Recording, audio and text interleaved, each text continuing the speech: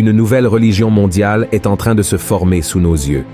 En ce moment même, pendant que vous regardez cette vidéo, cette nouvelle religion gagne de nombreux adeptes dans le monde entier et devient de plus en plus forte et prête à combattre notre foi en Jésus-Christ.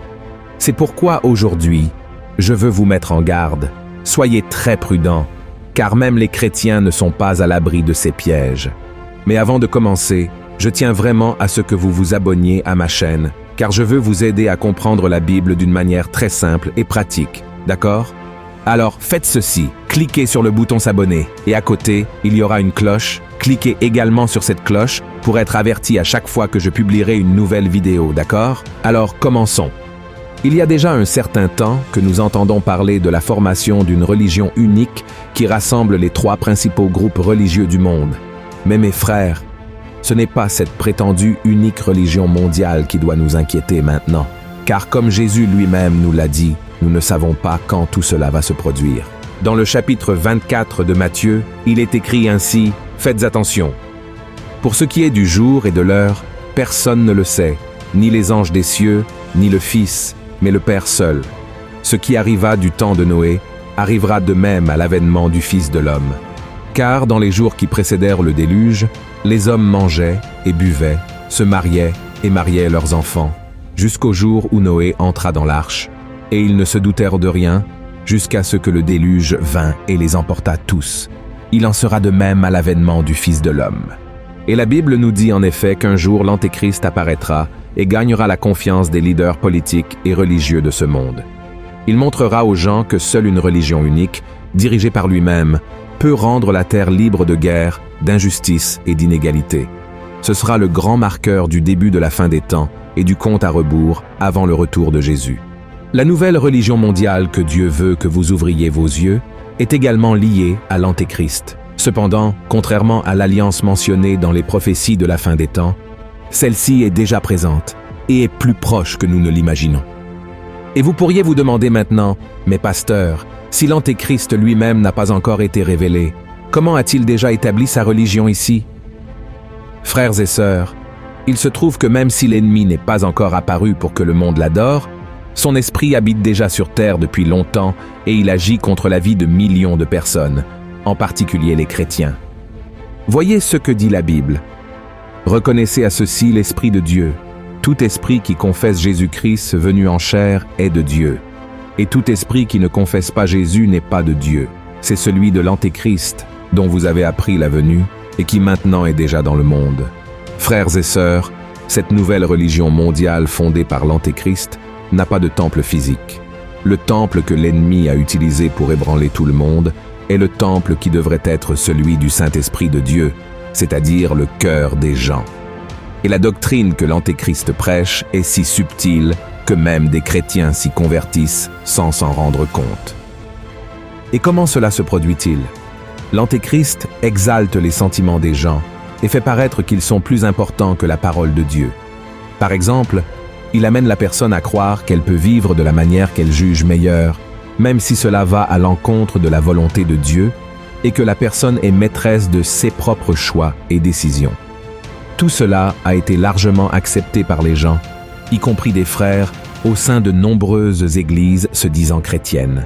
Nous avons vu de nombreux pasteurs et leaders religieux déclarer que tous les chemins mènent à Dieu, que nous sommes dans le temps de la grâce et que, par conséquent, les gens peuvent être ce qu'ils veulent, croire en ce qu'ils veulent et faire ce qu'ils veulent, tant qu'ils sont heureux avec eux-mêmes. Et pire, frères et sœurs, cette nouvelle religion fait croire aux gens que Dieu aime tout le monde et les bénit tous, même s'ils vivent dans la désobéissance. Après tout, la Bible dit que Dieu est amour et qu'il veut toujours nous voir heureux. Mais frères et sœurs, tout cela n'est que mensonge pour tromper l'être humain et le faire croire qu'il n'a pas besoin de Jésus pour pardonner ses péchés.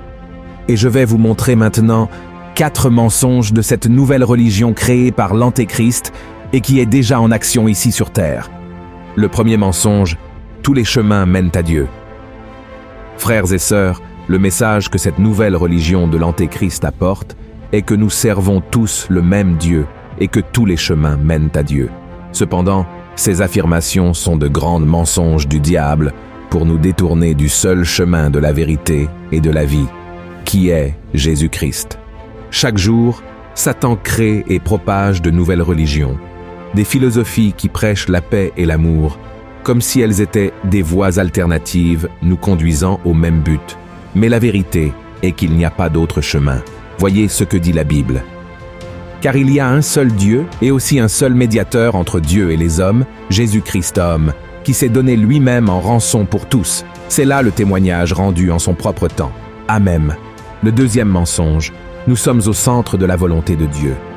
Frères et sœurs, Dieu n'est pas un génie de la lampe magique toujours prêt à répondre à nos désirs. L'esprit de l'Antéchrist propage ce mensonge dans le cœur des gens et les fait croire que Dieu leur donnera tout ce qu'elles veulent, mais ce n'est pas ainsi que cela se passe. Cela s'explique parce que la Bible nous dit dans le livre de Jérémie que le cœur de l'homme est trompeur et désespérément corrompu. Donc, si Dieu répondait à tous nos désirs, faisait toutes nos volontés, il nous conduirait vers l'enfer. C'est pourquoi l'apôtre Jacques a dit que beaucoup demandent, mais ne reçoivent pas, parce qu'ils demandent dans un but égoïste pour satisfaire leur plaisir. Frères, Dieu répond effectivement aux désirs du cœur de ses enfants, à condition qu'ils soient alignés avec la volonté du Père et non la nôtre. Sinon, cela serait de l'égoïsme, de la vanité, des attitudes que la Bible condamne. Voyez ce qui est écrit dans 1 Jean chapitre 5. Nous avons auprès de lui cette assurance que si nous demandons quelque chose selon sa volonté, il nous écoute. Et si nous savons qu'il nous écoute, quelque chose que nous demandions, nous savons que nous possédons la chose que nous lui avons demandée. Le troisième mensonge, Dieu pardonne à n'importe qui. Bien sûr, frères et sœurs, Dieu aime ses enfants et est capable de pardonner leurs péchés, mais ce pardon n'intervient que lorsque nous reconnaissons le péché, lorsque nous confessons et luttons contre notre propre chair pour ne pas retomber dans le péché. Cependant, cela n'arrive pas dans la religion de l'Antéchrist, car il n'y a pas de repentance en elle. Le message du diable pour les jours d'aujourd'hui est que vous pouvez vous tromper. Vous pouvez continuer à persévérer dans la même erreur autant de fois que vous le souhaitez et que Jésus pardonnera toujours. Mais, frères et sœurs, la Bible est très claire sur la gravité du péché. Elle dit ainsi dans le livre des Proverbes, chapitre 28, « Celui qui cache ses transgressions ne prospère point, mais celui qui les avoue et les délaisse obtient miséricorde.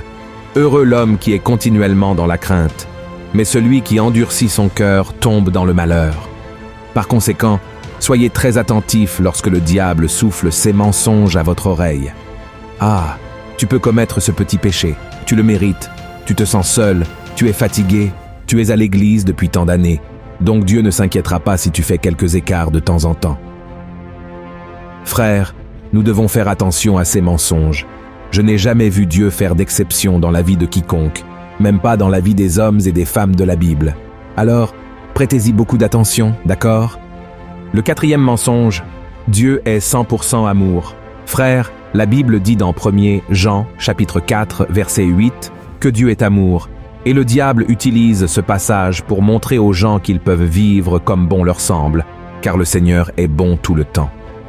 C'est par cette porte ouverte par l'ennemi que l'idéologie du genre, le féminisme, la libéralisation des drogues, la normalisation de la prostitution et de la promiscuité ont affecté le monde entier.